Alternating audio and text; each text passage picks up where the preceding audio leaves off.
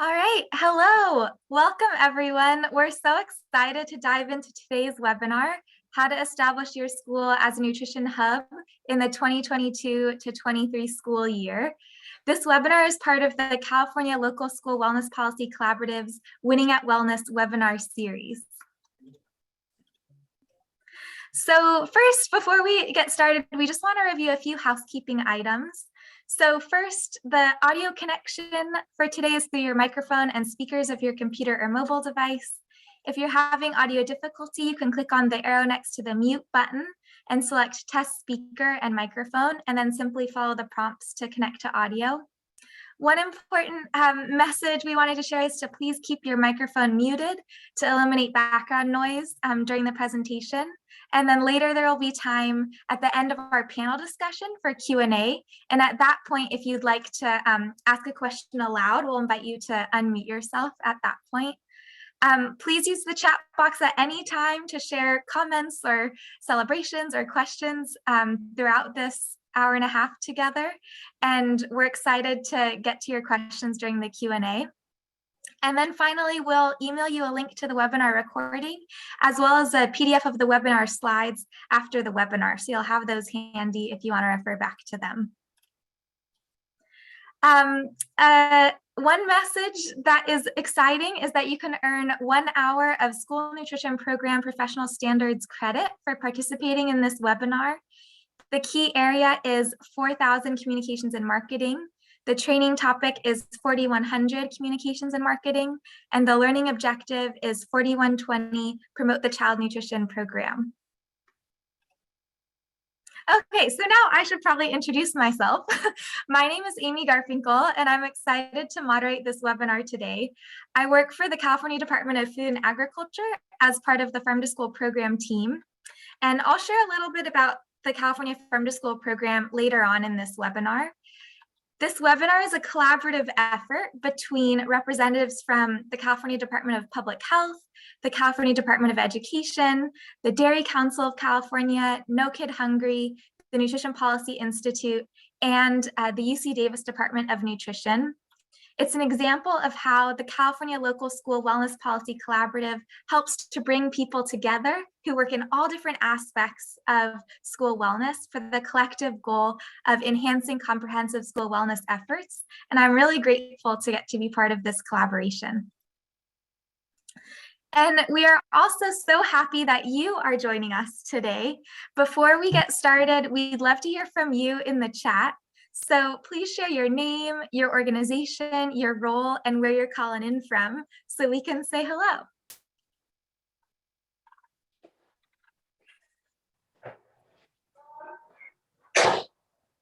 Hi, Stephanie. Hi, Irene. Welcome.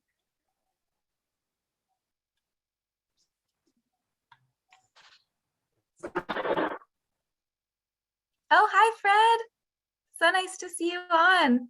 Hi, Linda and Isabel. Hi, Tanya and Gina and Megan, welcome. Hi, Sherry. Oh, so wonderful to see all of you on today. Thanks for joining us. All right, so please feel free to continue sharing in the chat so we can all get to know one another. And I'm going to continue on for sake of time. So nice to see you all today. So this webinar will feature a moderated panel discussion. And with the panelists, we will explore how to leverage the California Universal Meals Program and school wellness community partnerships to establish schools as nutrition hubs and improve nutrition security for students and the community in the 2022 to 23 school year. So by the end of this webinar, we hope you will be able to do 4 things. The first is to describe nutrition security and school nutrition hubs. The second is to understand the opportunity the California Universal Meals Program provides the school wellness community to improve nutrition security among students and their families. The third is to identify innovative and impactful strategies to support schools as nutrition hubs. And the fourth is to brainstorm ways to bring nutrition hubs into your school communities using available resources. And thanks so much for continuing to introduce yourselves in the chat. It's really fun to see all of your names and where you're from. All right, so to warm up, we have a question for all of you. What role does the school nutrition program play in supporting school or community wellness? So please take a few moments to reflect on that question, and whenever you're ready, you can go ahead and share your thoughts in the chat. And I'll wait a few moments for that. So feel free to reflect on that question and share your thoughts when you're ready.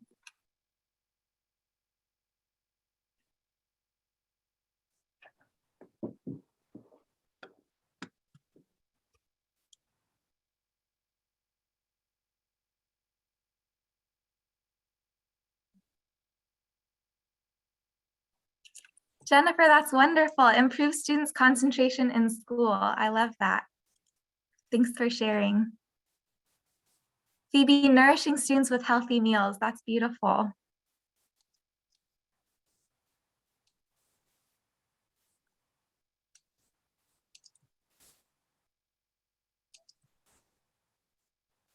Being a source of stable food. Many of our students rely on their school meals as their primary food source. Food is often a way we connect with our students too. That's wonderful. Serving education one meal at a time. That's great. Creating lifelong healthy habits in our students. That's a beautiful message. Thank you all so much for sharing. Those are such great ideas and thoughts. And the school nutrition program can play such a meaningful role in supporting school or community wellness. And during our panel discussion today, we are going to chat about how school wellness teams can collaborate with school nutrition programs. So let's get started with the panel discussion. Together, we're going to explore what the California Universal Meals Program is and how school wellness teams can collaborate with school nutrition programs to establish schools as nutrition hubs that improve nutrition security for students and the community in the 2022 to 23 school year. So we have three amazing panelists joining us today. Crystal Young with the California Department of Education, Wendy Gosseliner with the Nutrition Policy Institute, and Kathy Saley with No Kid Hungry. Thank you so much for joining us, Crystal, Wendy, and Kathy. I'll be helping to moderate our discussion, and we'll also jump in a little bit later to contribute a few thoughts. And at the end of the panel discussion, we're going to open up the floor for Q&A from you all. And as we go, feel free to note down your questions or write them in the chat, and we're going to get to them hopefully if we have enough time during the Q&A. So we're excited for that portion. Now to begin our discussion, Crystal, Wendy, and Kathy, can you each please share a little bit about your role as well as your path to this work? And Crystal, let's start with you. Sure, thanks, Amy. Again, my name is Crystal Young. I'm a nutrition education consultant at the California Department of Education Nutrition Services Division. And I've had the privilege with working with the CDE since 2012. We're providing training and technical assistance to elevate school nutrition as a critical component of supporting the whole child and also addressing nutrition insecurity in the community.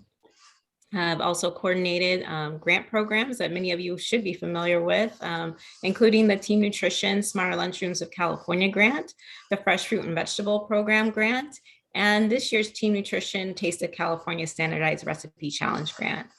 These experiences have allowed me to work with some of the most passionate and creative and consistent school nutrition program operators across the state. And today I just plan to share a few of their strategies to engage the school community and their families. Thank you so much, Crystal. We're so lucky to have you here with us today. And Wendy, how about you? Can you please share your role and your path to this work? Absolutely. Thank you, Amy, and hello to everybody. Thank you for the opportunity to be here joining you all today.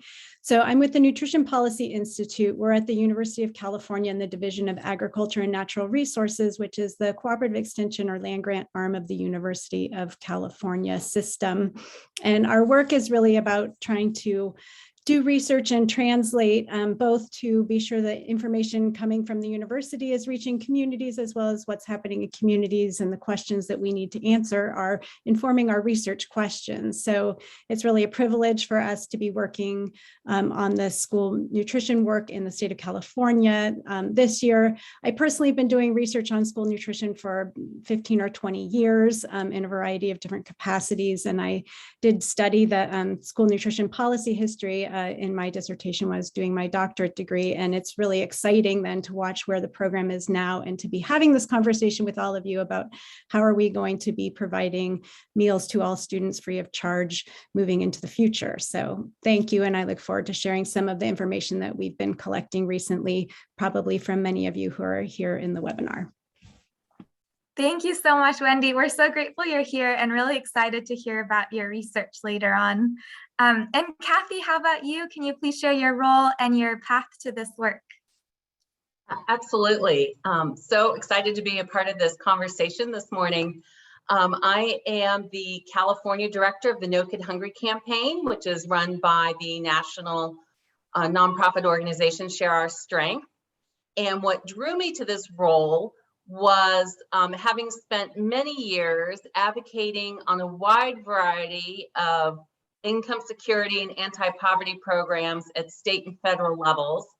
I really was drawn towards honing in on such an important issue that is also solvable, and that's ending child hunger in the United States. And our approach to that is to make the existing child nutrition programs, which are fantastic programs, more accessible to more children, and to take down any barrier that a child or family may experiencing in accessing healthy meals every day. And so we do that not only through some partnerships with some of these folks that are on the call today. I see many of our partners and Hunger Heroes here, so that's really encouraging, and I'm excited to see you all. But we do it through advocacy, and we were really energized last year to be part of the coalition working on school meals for all and getting that enacted, and being a key partner in helping to implement that in school year 22-23. But also our work in the field in supporting schools and community-based organizations in providing those meals. And we do that through technical assistance, through grants. So I know many of you know us that way. And so really excited to talk about our vision around schools as nutrition hubs. Wonderful. Thank you so much, Kathy, for being here and for sharing. Excited to dive into this with you. All right, let's start with the first question for Crystal. Crystal, can you please share the State Superintendent of Public Instruction's vision for transforming schools? And then within this context, introduce us to the terms nutrition security, California Universal Meals, California Universal Meals, I had a tongue twister, and school nutrition hubs. Yes, of course. Thank you, Amy. So to help us get grounded for our discussion today, I'll start with our State Superintendents of Public Instructions, or SSPI, Tony Thurman's vision for transforming schools. This infographic highlights 7 key strategies that are intended to work together to ensure every child receives opportunities they need to succeed. We have universal transitional kindergarten for every 4-year-old child, community schools, educator professional development, anti-racism training, mental health programs, expanded learning programs, and last but not least is the implementation of our state's Universal Meals Program. The SSPI understands that this critical role that school nutrition plays in increasing nutrition security among students and improving student well-being and academic outcomes. As far as nutrition security, according to the USDA, or US Department of Agriculture, the nutrition security means all Americans have consistent access to the safe, healthy, affordable foods essential to optimal health and well-being. Nutrition security builds on food security by focusing on how the quality of our diets can help reduce diet-related diseases. It also emphasizes equity and tackling the longstanding health disparities. Our SSPI's commitment to increasing nutrition security by supporting the child nutrition programs has not only led to the transformation of schools in California, but has also made California a forerunner nationally in adopting universal meals. The intent of the California Universal Meals Program is to provide greater access to school meals for all California students, regardless of their eligibility for free and reduced price meals. All public school, charter school, and County Office of Education students are eligible to receive 2 meals at no cost. This state funding ensures that eligible local educational agencies, or LEAs, receive sufficient funding for meals provided that meet the meal standards and requirements under the NSLP and SVP. The California Universal Meals Program was approved as part of the state budget in Assembly Bill 130 and will go into effect with the start of the 2022-23 school year. This bill has 3 primary components that are integral to moving toward free meals for all beginning this upcoming school year.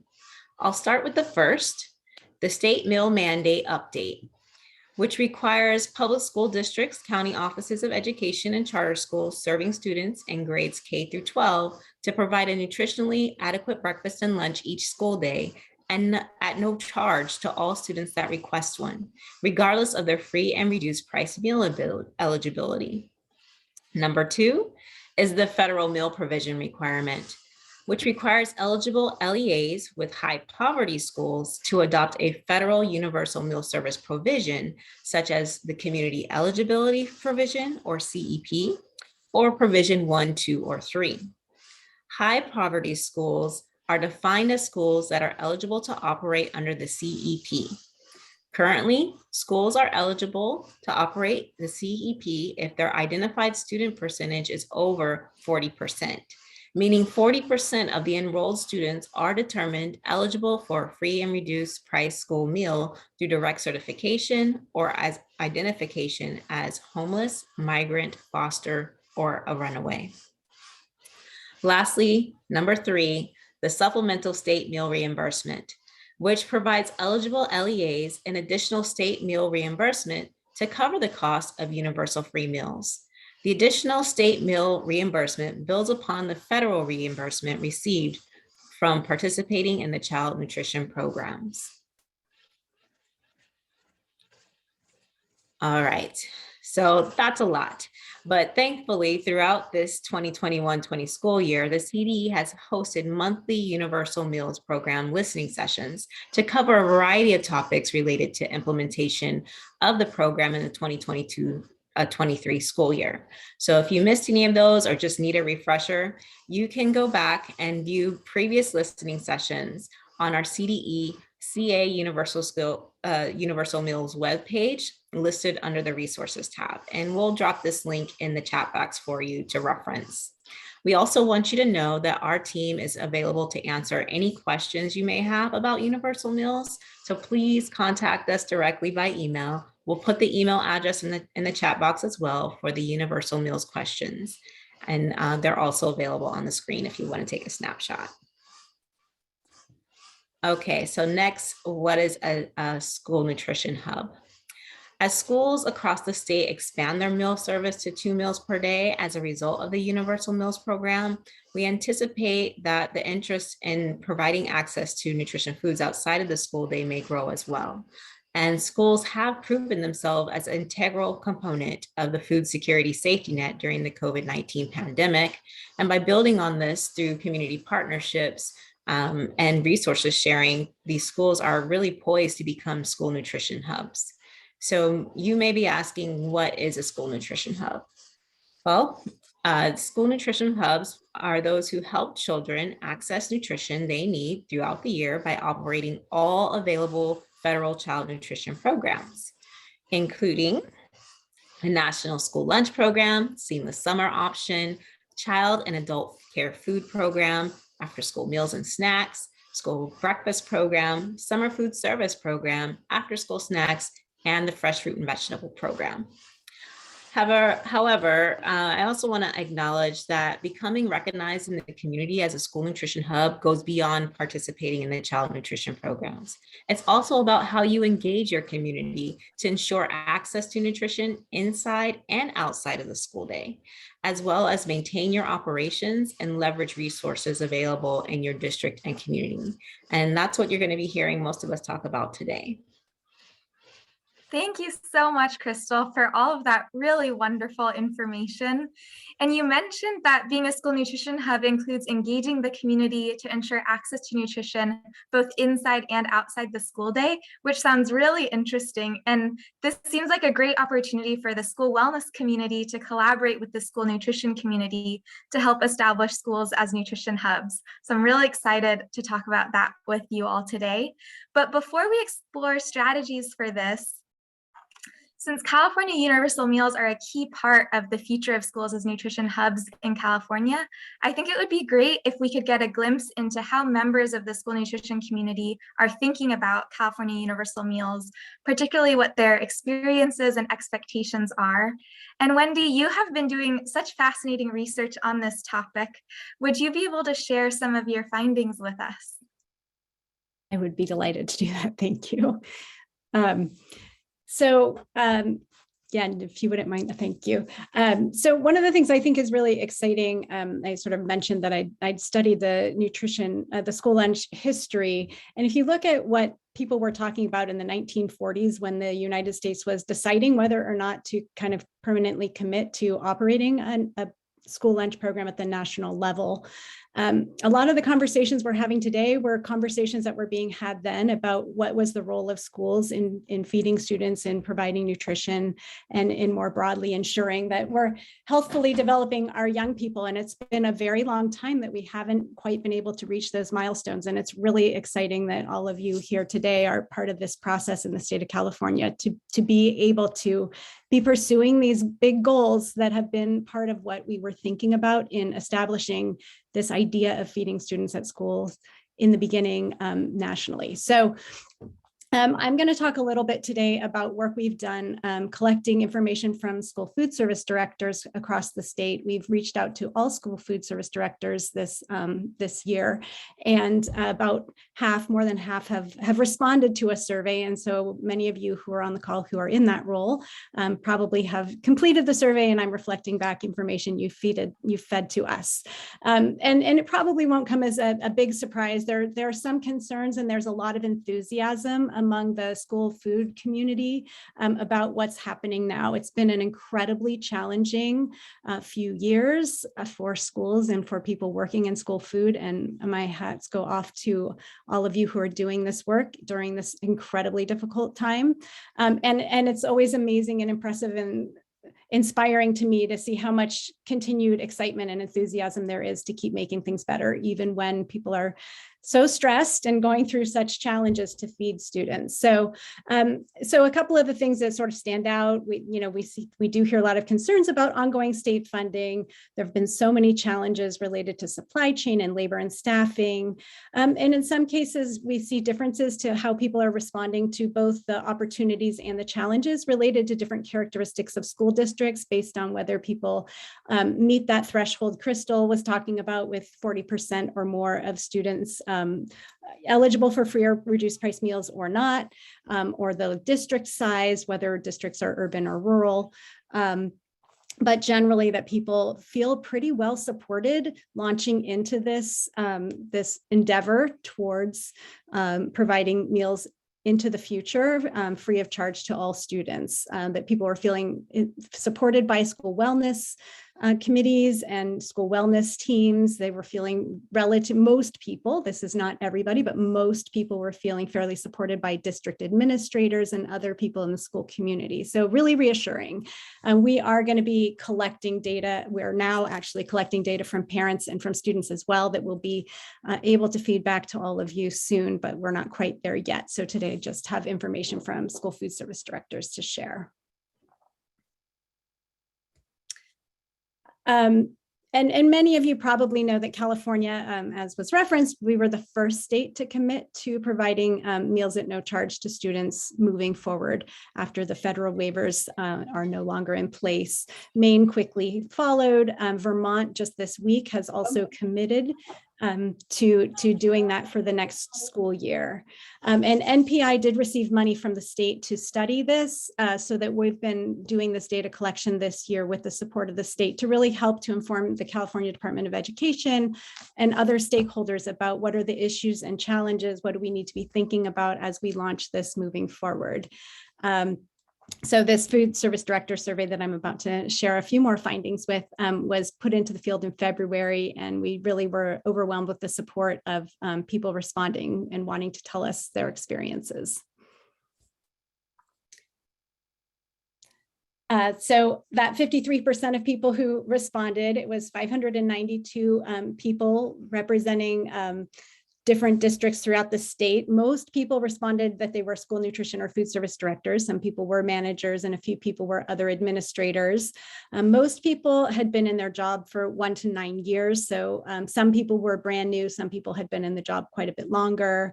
A lot of people have had other experience in institutional food service. And it was just over a third who had been providing school meals free of charge to students prior to the COVID waivers. So we were asking people about barriers to meal participation. What were the things that they thought, the reasons that students don't consume the meals, even when they're provided at no charge? And the things that came up most frequently from the most respondents was things like students preferring meals from home or from elsewhere, not liking the taste of the food, getting tired of the options. A number of people felt that students frequently skip meals and just don't eat meals that are provided at school because they're not eating lunch or breakfast.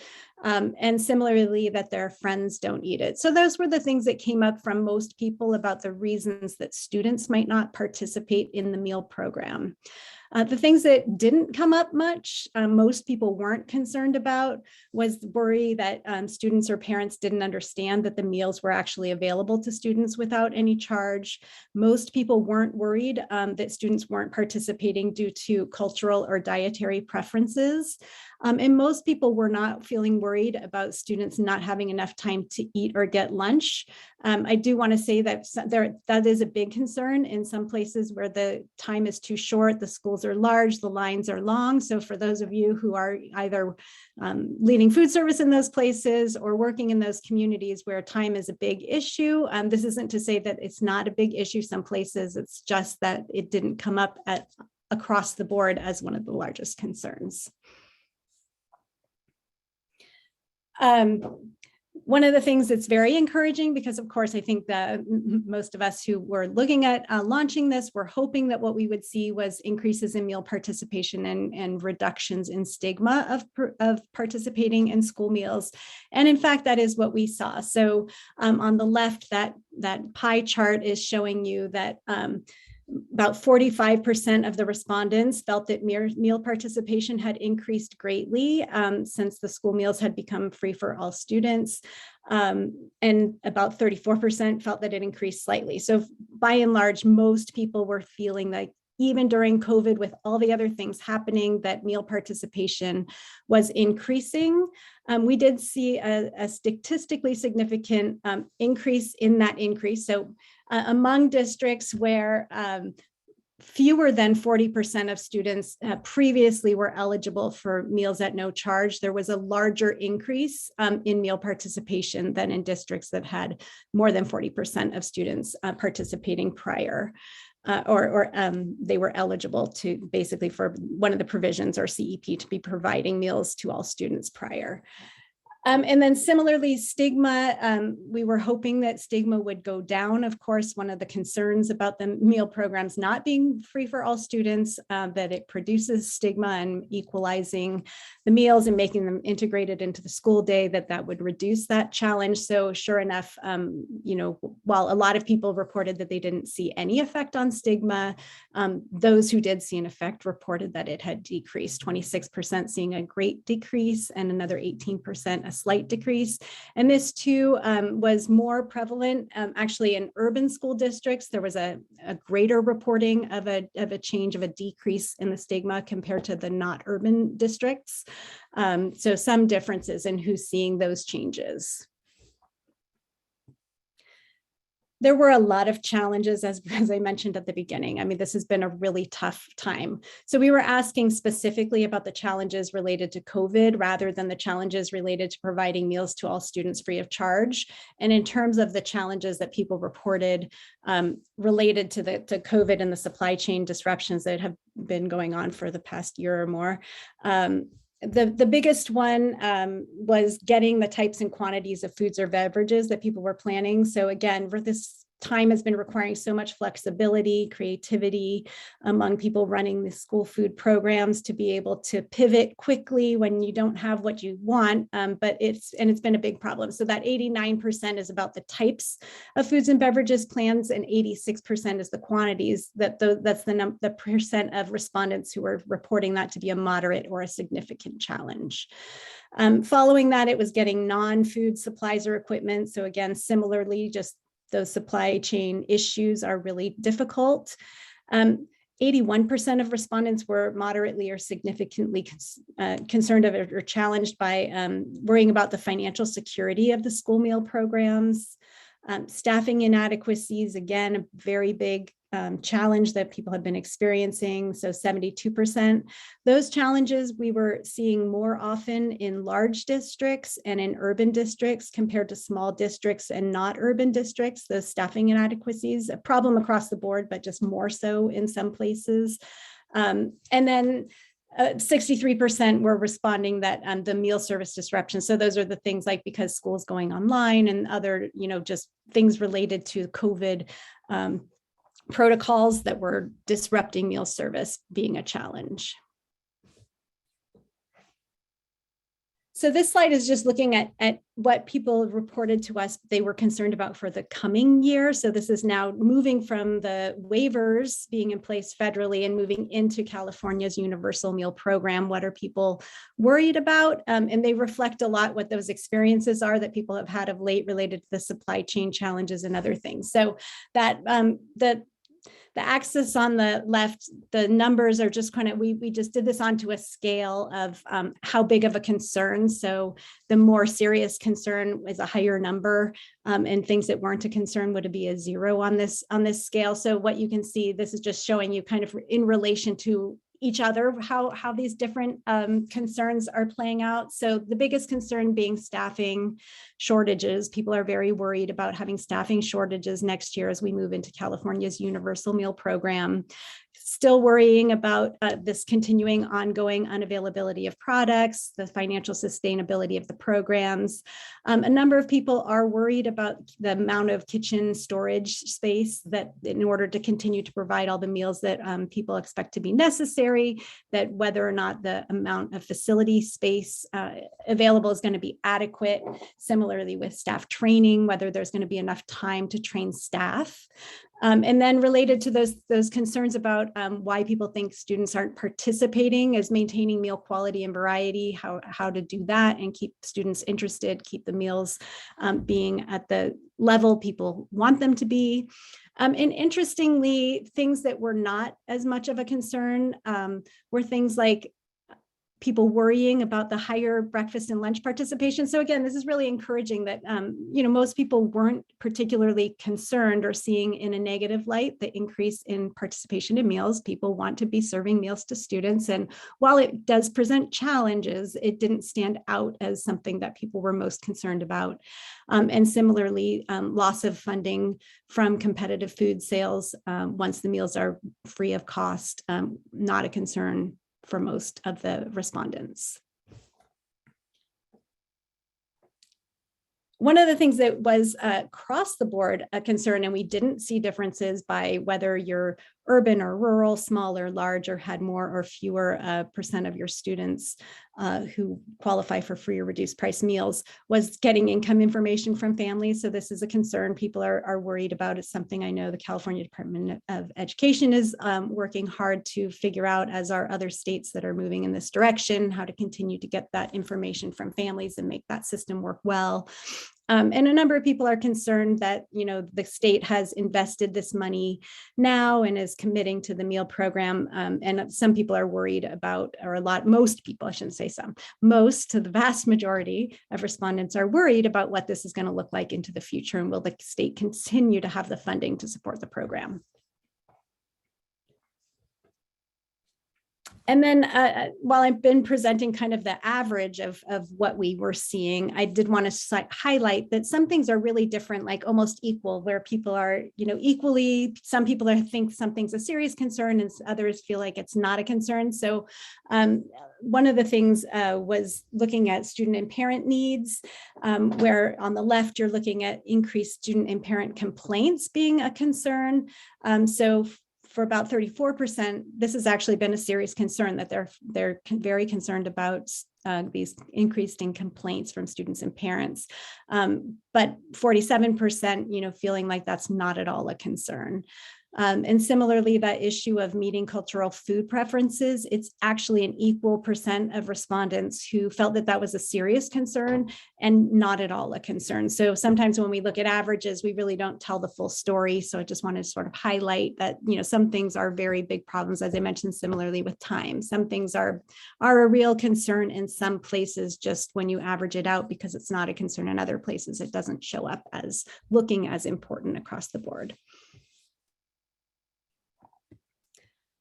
And then I think this is the last thing I'm going to talk about today. We did ask folks to let us know what they thought would be the amount of money it would cost to actually meet the reimbursement if they felt like the reimbursement rate wasn't enough. And what you're seeing in the big pie is about only about 30% of people felt confident that the reimbursement rate was enough, or the current reimbursement rate is enough to provide the kinds of meals that they would like to be able to provide to students.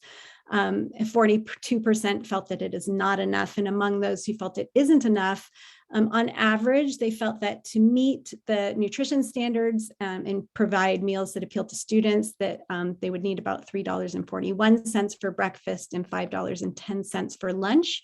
And we asked a follow-up question that was about including fresh, locally grown produce regularly in the meal program, and how much would you need to do that, as well as to meet the federal nutrition standards and provide appealing meals to students.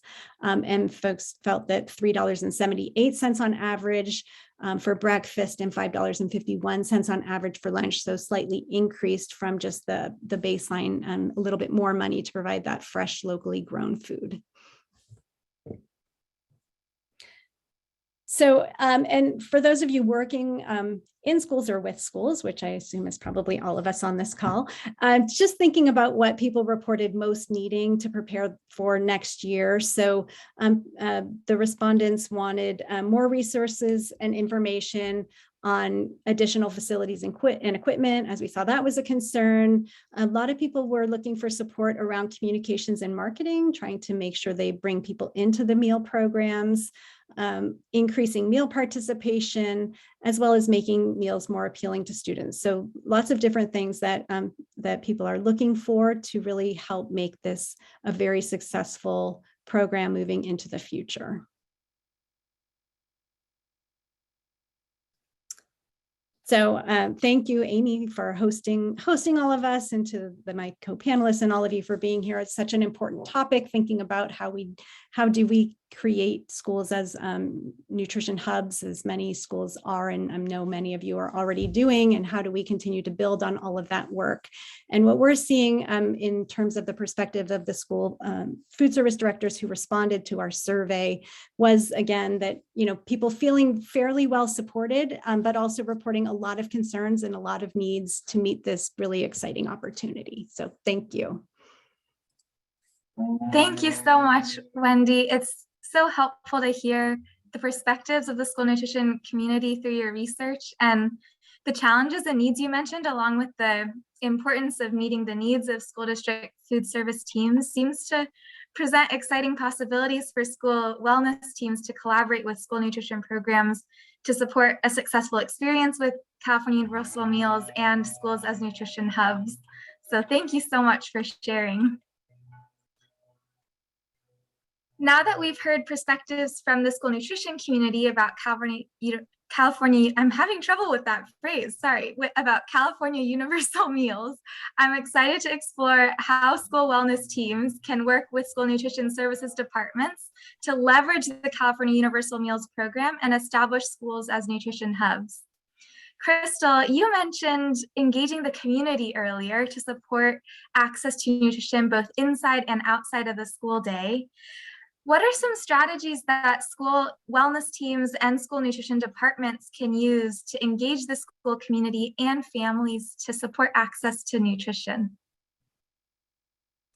Yes, before I go into that, just so you can see what's on the screen are some images of previous work that I mentioned that really highlight what this looks like at some of our local educational agencies across the state. So one of the first strategies is definitely going to be build community partnerships. As mentioned before, there are many challenges that our child nutrition operators are facing, and the bottom line is that you can't do it all. But you can with the help of nutrition wellness partners.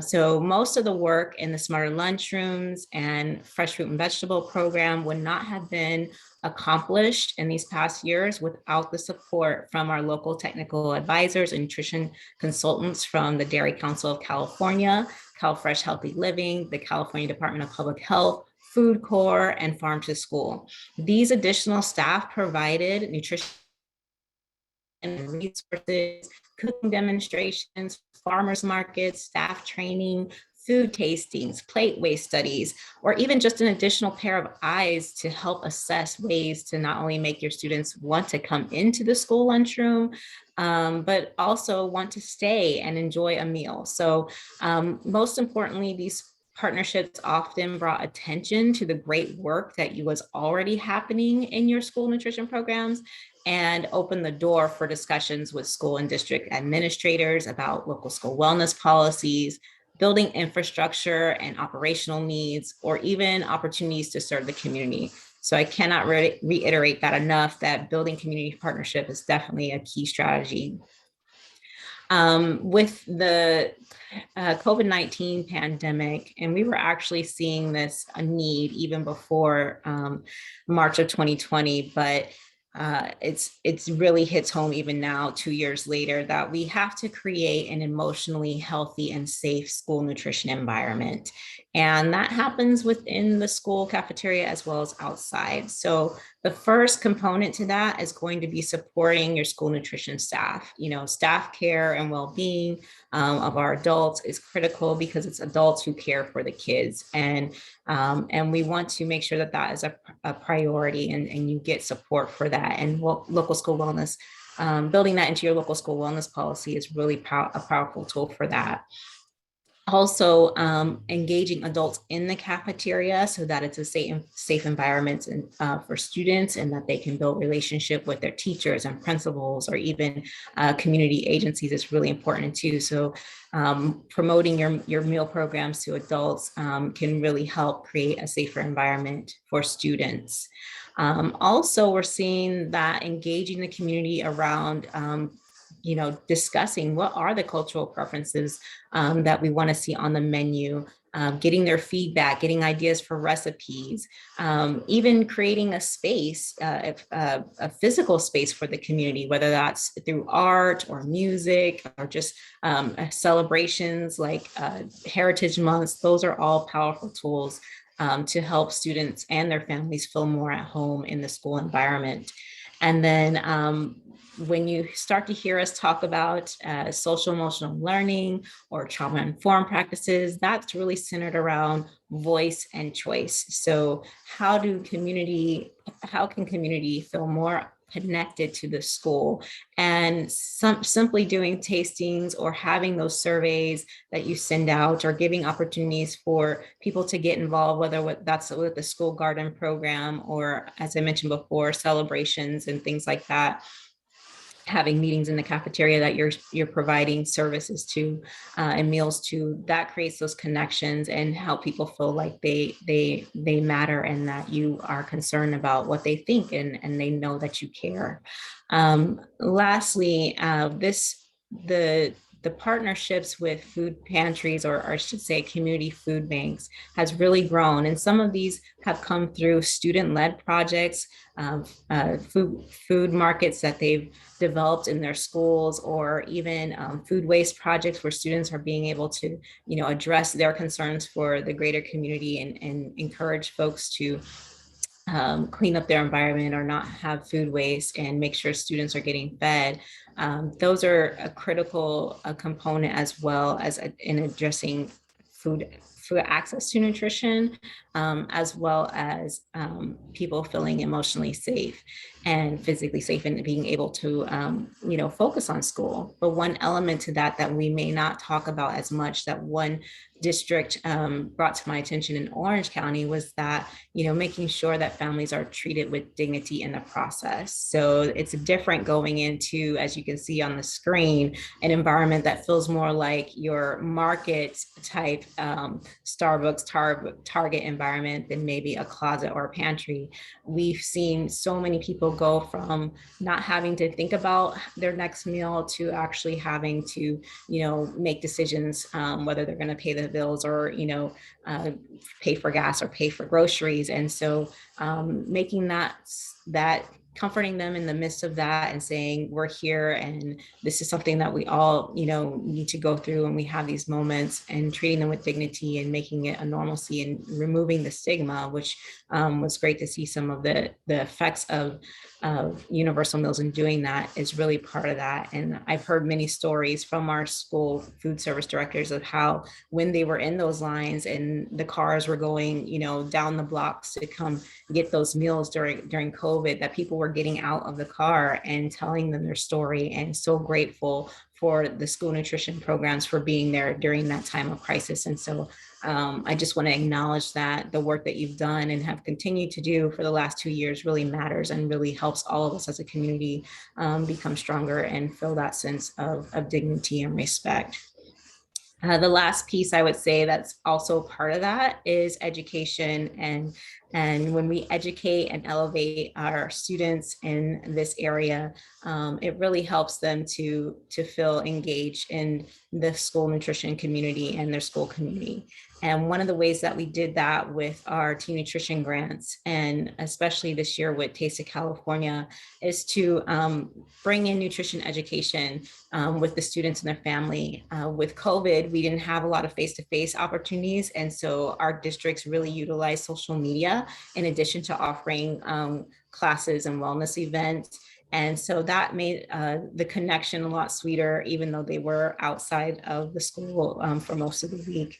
But it was something ongoing that people could, share with their friends and their greater community, and about what they were learning around the nutrition and education, or maybe doing a virtual cooking class or a recipe challenge. So that was great. Those things really help engage the whole family and empower them through education. And then I would say the local school wellness policy committee, I know a lot of you have been working on getting that triennial assessment completed, revamping the committees at this time, and really engaging more partners and people from all different parts of the school community and community can be really important, because people are not only focusing on the impact of COVID on mental health, but even on the physical health of their students and nutrition. And so all of this, we can come around and elevate parent voices, student voices. We had an awesome webinar this past year with students who were sharing how important it was to focus on wellness. And so definitely want to encourage you to check that out and encourage the student participation in elevating their voices. Even if it's something smaller like a school nutrition advisory council, students love to advocate and be a part of what you're doing in the cafeteria, and they're going to be your best promoters for your new recipe, for your meals, or just getting their friends, connected to eating from your meal programs. And what that does really, when we elevate students and hear them and empower them and educate them, is really create wellness champions not only for today, but for the next generation. So I bet a lot of us, if we look back on our life, it was somebody who gave us an opportunity when we were a youth that probably led to where we are today. And so those are some of the key strategies I would want to leave with you all as far as community engagement that I've learned from our community partners. And again, as you can see on the screen, what that looks like. You all are doing some really great work. An email or our HHFKA team, we would love to hear from you and see more pictures of what you would have been able to accomplish this year. And with that, Wow. I'll turn it over to Amy. Crystal, oh my goodness, that was amazing and so beautiful. Thank you for those wonderful ideas for community engagement and just those ideas about how to really elevate and empower student voices. That was really inspiring. Thank you for all of those ideas. And in that portion, you discussed a few ways to support both students and families' access to nutrition, not just inside, but also outside of the school day, such as food markets, which was really neat. And supporting access to nutrition outside of the school day, as well as during school, is a really cool part of school nutrition hubs. And Kathy, at No Kid Hungry, you do a lot of amazing work to increase food access and nutrition security for both students and families. So I'm wondering, what are your thoughts on how school wellness teams and school nutrition departments can collaborate to support access to nutrition for students and families, not just inside, but also outside of the school day? So since we're talking about nutrition and food today, let's think about if you were building a sandwich with Swiss cheese and you had a few slices of Swiss cheese. You wouldn't want to line up all the holes on top of each other, right? Because then all your other stuff goops through, makes your bread soggy, does not make a very good sandwich. You don't get a bite of cheese in every bite. But you would layer your Swiss cheese so you're covering up holes, right? And I think that's how we want to think about schools as nutrition hubs. How do we make sure kids aren't falling all the way through holes and missing meals and missing nutrition? And so during the day, during the school day anyway, schools have a lot more control about how making sure children have access to those meals. Outside, not quite as much, but if kids are missing meals and not getting good nutrition when they're not in school, that's going to affect the school day as well, right? So building off of some things that Crystal talked about, and I think also addressing some of the concerns Wendy's research has surfaced, one thing that we've really been honing in on in the last 6 months or a year is looking at how schools can develop outreach strategies and promotion strategies for the CalFresh program. And if you're not familiar with CalFresh, it is the federal program is SNAP, see, S is always school. Supplemental Nutrition Assistance Program is SNAP, or you may know it by its old name, food stamps. It's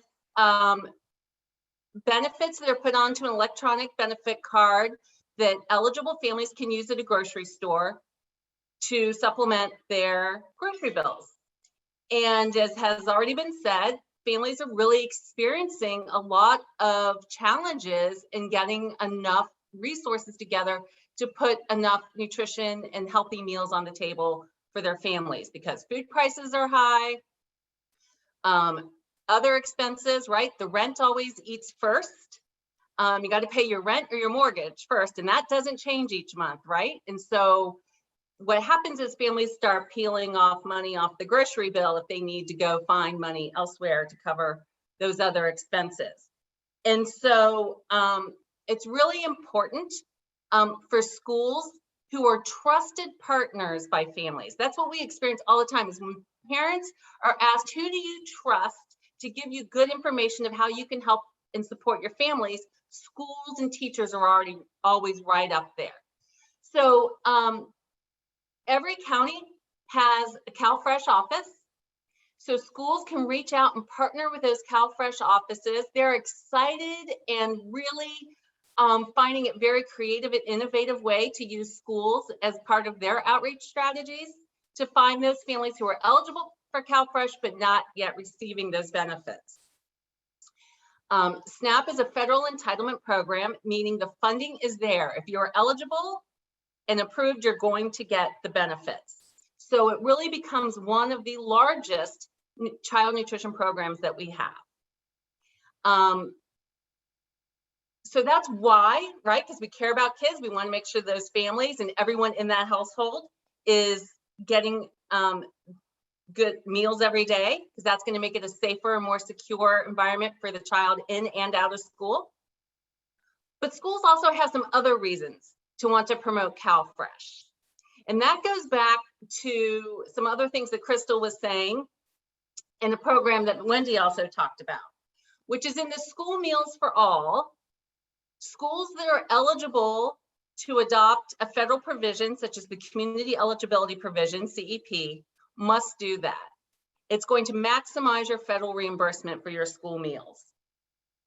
And so if you have more students enrolled in CalFresh, your ISP number is going to go up. You're going to be more likely to be eligible to adopt that CEP provision, which then means that you don't have to collect school meal applications from families. It means you don't have to do counting and claiming, because even though school meals are going to be offered for everyone, if you're not in this federal provision, you're still going to have to do counting and claiming. And if you're not part of the nutrition program, go ask your nutrition colleagues. They'll be happy to explain to you what counting and claiming is all about. And that will give nutrition staff more time and ability to concentrate on menus, to get kids through the line faster if they're not having to do all that. It means schools can then use an alternative income form to collect that other information, which a lot of schools find are much easier and simpler for families to fill out and easier and simpler for the districts to process. So there's a lot of win-win-win in all of this, and supporting that important partnership between the CalFresh at the county level and with the school districts. So you may be saying to yourself, okay, well, maybe we'll try this. What would be an easy first step to take? One step is to just put the CalFresh application button on your district website. We did this with using CalFresh challenges with districts around Southern California, and went from literally a handful or less of districts who had the CalFresh application on their websites to hundreds of districts having CalFresh applications on their websites. One district in the San Diego area knew they were 40 students shy of being eligible to adopt CEP. They did CalFresh outreach with their families. They found over 100 families, enrolled them in CalFresh, and then they were able to adopt the CEP provision for next year. So this is a great way to do this. Crystal mentioned CalFresh Healthy Living Grants. So if you have those partnerships and those relationships with those CalFresh offices, they can help you tap into other resources that can be very beneficial for your school community. And then No Kid Hungry California, our website, which is a really complicated URL. So just Google No Kid Hungry California. It'll appear. It's the second one in the Google search. The first one is our donation button, but the second one is actually our resources. And we have toolkits for doing CalFresh outreach. We have recorded webinars that we have done on how schools can partner around CalFresh, includes CalFresh outreach workers talking about the details of the program if you want to learn more about that. Those links are on there, so you can also just go in through that when you get a copy of these slides, which will be forwarded to you. And so I just think this is a really untapped partnership, and it has so many benefits for students, for families, and for the schools and districts themselves that, and it's pretty easy partnership to establish. So I would really encourage people to do that and to think about that as one of their ways of making their school community a nutrition hub. Thank you so much, Kathy. Those strategies are amazing, and I love your metaphor about the cheese sandwich. That's going to stick with me. That was really great. So Both Crystal and Kathy have shared beautiful strategies for engaging communities and utilizing resources such as CalFresh to help establish your school as a nutrition hub that supports access to nutrition, not just inside, but also outside the school day. And then I also wanted to jump in to share briefly how Farm to School can complement the California Universal Meals Program to further support access to nutrition for both students and families. So Farm to School programs broadly combine three things. The first is schools buying California grown or produced foods for school meal programs from local California food producers. The second is schools implementing educational activities that connect classroom learning with cafeteria meals. And the third is hands-on food education opportunities such as school gardens, taste tests, farm field trips, culinary classes, and others. And I also just want to acknowledge that this is a very broad general definition of farm to school, and farm to school programs can vary based on unique communities and geographic regions and visions for farm to school. So the California Department of Food and Agriculture currently has $25.5 million available in grant funding to fund school districts to do these things. With school meals free of cost to all students through the California Universal Meals Program, purchasing fresh local food from California food producers can be a great way to support the freshness, seasonality, and nutritional quality of these meals, which can in turn help to support nutrition security for students. And a little bit ago, Wendy was mentioning how the cost that school nutrition teams project for school meals that are going to be incorporating local food would be higher than the cost of meals not incorporating that food. So this grant program can help as a supplement. These grant dollars can be used to purchase local, fresh California grown food for school meal programs. Additionally, we've heard from several school districts that local food supply chains are fairly resilient and enable schools to purchase a reliable stream of nutritious food for school meals, even when the larger supply chain gets disrupted. So we're hoping this program can support with that as well. And then as for the educational aspect of Farm to School, such as implementing educational opportunities that help students and their families to learn about and experience food and where it comes from, particularly the food that they have access to right over in their school cafeterias, this can be a great way to increase demand for and excitement about school meals so that students not only have access to nutritious school meals free of cost through the California Universal Meals Program, but also participate in those meals. And this education can also increase families' knowledge about food and nutrition. And this knowledge, combined with resources that Crystal and Kathy mentioned earlier, like school food markets and CalFresh outreach, can increase students' and families' nutrition security outside of the school day. So the education component of Farm to School is really exciting, and it's a great collaboration opportunity between school wellness teams and school nutrition departments. All right, so now that we've heard about the California Universal Meals Program, as well as some strategies for leveraging this program, building community partnerships, and taking advantage of other resources to establish schools as nutrition hubs, I'd love to end this panel discussion with a visioning question for each of the panelists. So in a few sentences, I'm wondering if each of you could please describe your vision of a school nutrition hub in practice. And Kathy, let's start with you. Sure. So clearly I like visual analogies. So when I think about a hub, I think about something in the center with spokes coming in and out of it, right? And so for me, a vision of a school nutrition hub is those spokes going out into the community to other programs, bringing in resources, and it's not silos. So for me, a school nutrition hub in practice is bringing all those things in, layering things on top, working together. And I think this is really important because I know a lot of schools in California are very committed to the whole child model, and we have a huge commitment, and that we'll be implementing next year as well, communities in school. And I just think the schools as nutrition hubs folds in beautifully with both of those models. Thank you, Kathy. I love all your visual examples. Those are so helpful. And Wendy, how about you? What's your vision of a school nutrition hub in practice?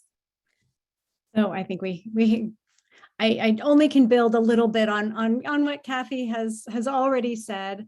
And I really want to draw on what Crystal was talking about before, which I didn't talk about, but have seen in other research that I've done and talking with families as well, which is really school being a safe and supportive place, not just for academic information and education, but also around food and basic needs of families, where it's safe for families to come to get access to the resources that would benefit them to raise their children in the most healthful ways that they can with the resources that are available, and that schools then can connect anyone with whatever support they need, as well as for students to feel good. I loved Crystal's emotionally safe eating at school, feel part of the program. We have seen in other studies that we've done and others have done that when students are participating, when they feel like they have voice, when parents feel like they have voice, when it's a partnership, that people will eat meals, they'll eat better, they'll enjoy them more, they'll feel good about it. So I think it's all of those pieces. It's families and children feeling good and being nourished at school, both with food and with the emotional piece of the food experience. I love that so much. Thank you, Wendy. And now, Crystal, how about you? Do you have anything to add about your vision of a school as a nutrition hub? Sure, I'll go with the visuals and bring you to your backyard garden, right? So for me, a school nutrition hub is always growing and active. And so you might start with a foundational program and look at your garden and say, okay, we're just offering, lunch right now. But the next thing you want to add is breakfast or after school or supper. And as you add more, you're going to see more coming into your programs. And just like with a garden, you start to see the bees and the birds show up. You might see a little bit more activity of the grubs and things like that in your garden, and you adjust and you move things around and you keep adding more. But as you do that, something beautiful takes place. And what we used to call that in Smarter Lunchroom is called synergy. And so for me, a school nutrition hub is always building on the synergy of what's happening and looking for opportunities for growth, using the community to get that feedback and learn from one another and put out what the goals and visions are for what it means for them to have a healthy, safe nutrition environment and meet the needs of their community. And so like your garden, everyone is unique. Every school district is going to be unique. Every school nutrition hub is going to be unique to what they want to see and what they think is going to, have the most impact for their community. And I think that to me is the vision I keep in mind, is just keep it growing, keep adding to it. Don't be afraid to move things around, change things up, and don't be surprised when you've got visitors coming in that you weren't expecting, and just enjoy the process, because it's definitely worth the work. Just like anything else, it's going to give back to you 10 times over what you put into it. That's beautiful. Thank you, Crystal and Kathy and Wendy. I'm so grateful for your time and that we got to learn from you over this past hour during this discussion. Thank you so much for all that you do and for being here today. And now we're going to move into some Q&A. So if anyone on the call has questions for the panel, you can feel free to add them in the chat, or if you'd like to ask your question aloud, feel free to use the raise hand button under reactions, and I'll see you and I can call your name if you'd like to ask your question. So yes, I will pause for a little bit and see if anyone has questions for the panel.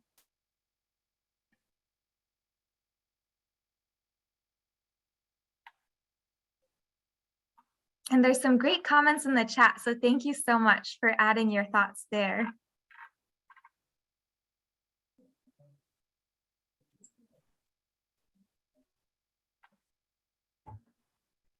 Amy, it looks like maybe Irene Vargas has a question.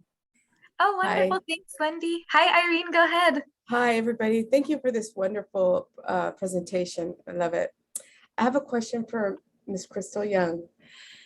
Due to the universal meals coming out, will the FFE grant be considered free for all as well?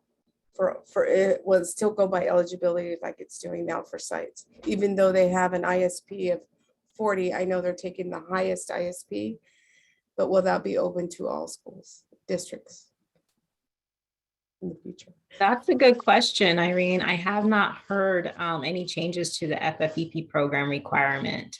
Obviously, if you apply for one of the provisions, that is going to change, for those who have maybe not been on a provision before or CEP before, they're going to have more opportunities to apply for the grant. Because we do use the ISP number for eligibility for the FFEP. It's a ranking according to that. But as far as the number, it's going to be based on how much money is provided to us from USDA each year. And then we just cut off based on availability from the highest ranking, which would be like 100, right, and down. And so usually we fall within the 85 percentile. But yeah, it's open for all who apply. Right. And at this point, no, I have not heard anything changing as far as that. Thank you. We are CEP, but we do get a lot of parents because it's very popular in our district. And I have 9 schools on it. Just need 3 more, but I don't think the ISP will increase, that high in those schools. But they ask, and I'm so happy that it's popular, and I'm so happy that the complaints are I don't consider them bad. I consider them a time for parents to for us to explain why, but they like it. And that's a positive reaction, and it's popular in our district. And I just thought I'd ask, but thank you. Oh, that's a good reminder. And I'll definitely bring that back to see, what they're thinking, if there is a possibility of that, because that is frustrating when you have the majority of your district that would be qualifying and a few schools that would miss out on that great opportunity. So thank you. Well, thank you for the consideration. Thank you for all you do, ladies. Appreciate it. Thank you, Irene. Megan, I see your hand. Hi. Oops, we can't hear you. I'm not sure. It looks like you're unmuted, but we can't hear your audio for some reason. You're also welcome to put your question in the chat. Okay. We'll wait for your question there. Yeah, sounds good. Thank you. And then I see a few questions in the chat, so I'm going to move over there. So there's one from Fred. Will CDE consider doing a statewide media campaign to help local districts promote universal meals? Crystal, I would think that goes to you if you'd like to answer. I will. I don't know a direct answer to that, but I do know that we also rely upon our community partners, and one of our strongest community partners for promoting has been No Kid Hungry. And so they've done a lot of work in California to create awareness around California universal meals. And so we definitely appreciate their resourcefulness around social media.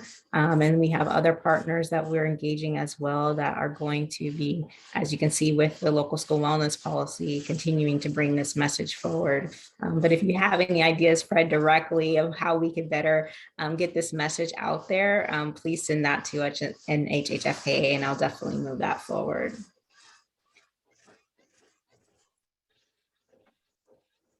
Thank you, Crystal. And it looks like Fred put some ideas in the chat. Thank you, Fred. And then another question from Kat. Hi, Kat, in the chat. She says, thank you, panelists. Appreciate the information. Is there work around longer lunch times, especially with meal participation increasing? So I'll leave that open. Crystal, Kathy, or Wendy, if any of you would like to share thoughts on that. I know that advocates have been trying to address some of that through legislation. And I know schools are trying to deal with that on a more local basis as they're working on bell schedules. I think that's the time, especially locally, to really talk to the schools as they at the time of the year when they're working on the bell schedules for the next year. Once those bell schedules are set, they're really hard to change. So, and those bell schedules frequently get set for the following school year in the late winter, early spring of the previous school year. So that's really the time to engage. I think then just looking for best practices and ways of maximizing whatever time you do have. So things like using speed lines, trying to get kids through that line as fast as possible so they really have time to eat. And then I know there's some controversy about whether you do recess before or after. I'm not an expert there, so I'm not going to say. I don't know.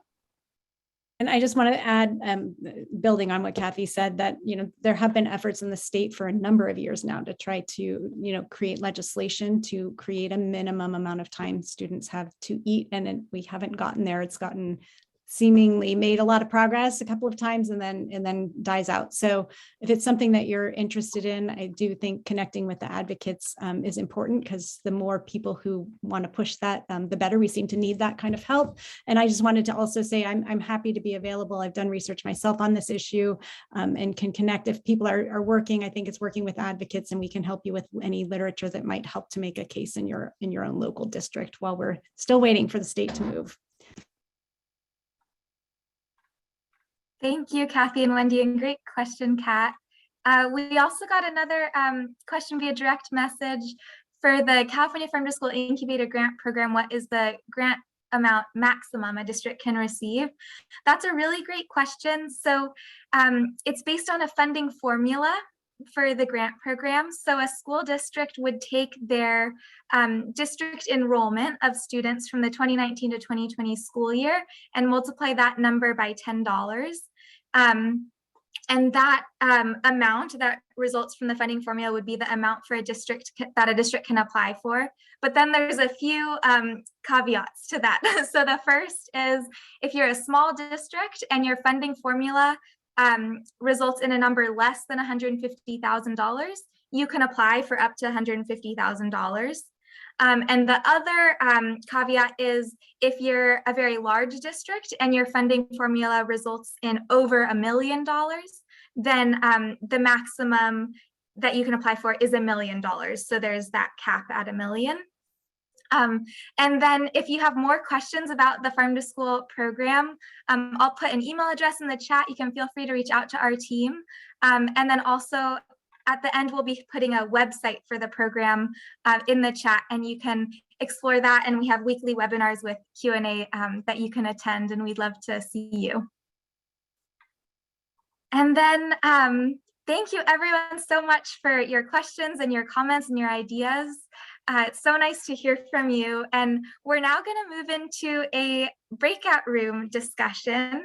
So this is going to be, maybe let's do about 8 minutes. Then and we're going to be in rooms of about 4 to 6 people.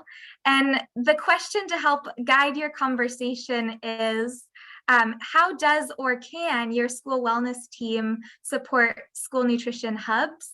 And this could include partnerships with community-based organizations, with CalFresh Healthy Living agencies, with your school cafeteria and your school nutrition services department, and also pursuing relevant funding opportunities, as well as other ideas that you may have. Hi, everyone. Welcome back. So nice to see you again. Well, I hope you enjoyed your conversations together and had some good brainstorms and good ideas shared. Feel free to share any strategies you're excited about in the chat. And we're just gonna close with a few resources. So some of these we've chatted about today, and these can be helpful when thinking about schools as nutrition hubs. So the first is a link that Crystal shared with the information from CDE about the California Universal Meals Program. The next is one from Kathy's organization, No Kid Hungry, a CalFresh outreach social marketing toolkit. The next is a link to learn more about the California Farm to School Incubator Grant Program. I'll also put this email in the chat where you can email any questions about that program. And thank you, Bailey, for putting all of these links in the chat for everyone. The last link is, or the second to last link is the Smarter Lunchrooms Movement of California link. And then the final link on there is the Summer Meals Promotion and Nutrition Education Tools webpage from the Dairy Council of California. Since summer is nearly upon us, if you can believe it, and this is an important time to support nutrition for students and their families while school is out of session. So the very last thing that we'd like to say is thank you. Thank you so much for being here with us. Thank you so much for your passion about school nutrition and schools as nutrition hubs, and for your dedication to creating school nutrition hubs in your communities. Here's our contact information. There's also information for the local school wellness policy collaborative if you'd like to explore the website. Sign up for that newsletter. And as Bailey said earlier, if you sign up for that newsletter, it can help you make sure you receive the recording and PowerPoint slides and resources from this webinar. And then there's also an email if you'd like to get in touch with the collaborative. And finally, there's that QR code on the screen, and we'll put a link in the chat to the webinar evaluation survey if you have a chance to let us know how it went for you and how we can improve. And with that, we'll close out this webinar. Thank you so much. Hope you have a great day and a really wonderful summer.